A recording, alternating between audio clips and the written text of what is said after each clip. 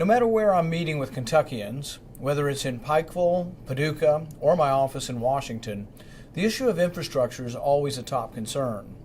Just last month, as I made my way to those cities and dozens more, I heard about many projects in desperate need of funding and was asked, how can I help?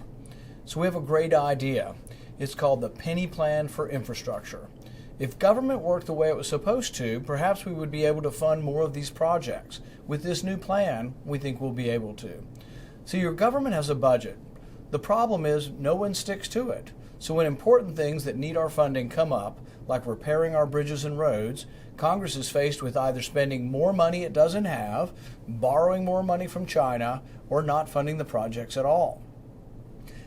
Isn't it mind-boggling that everyday Americans can balance their checkbooks and cut less important spending items in order to fund much more dire needs, yet Congress can't find the will to do the same with your tax dollars?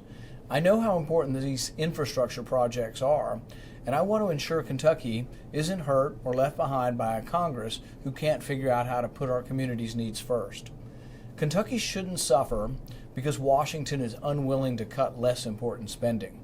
That's why I have this plan, the Penny Plan for Infrastructure. I've introduced it as legislation, and it will help prioritize funding for our community's critical infrastructure needs. My bill instructs the federal government to cut just 1% of all other spending not applied to infrastructure. Cut 1% of everything and take that money and put it into a fund for infrastructure. For 2020, my bill would provide a new fund that would have $12.3 billion for new infrastructure projects. And it doesn't take any money from Medicare, Medicaid, or Social Security.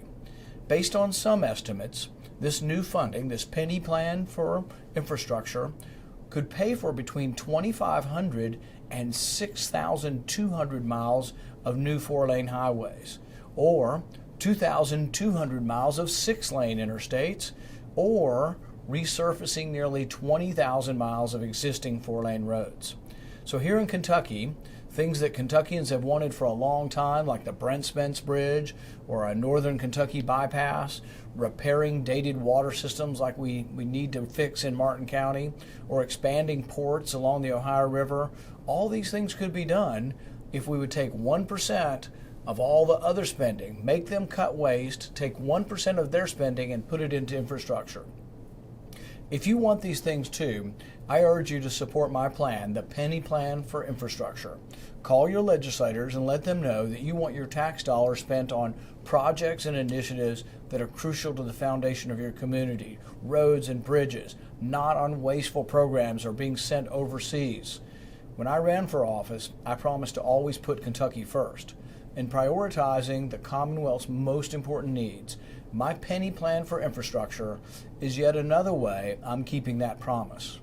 Just because Congress is paralyzed when it comes to budgeting doesn't mean Kentuckians should pay the price.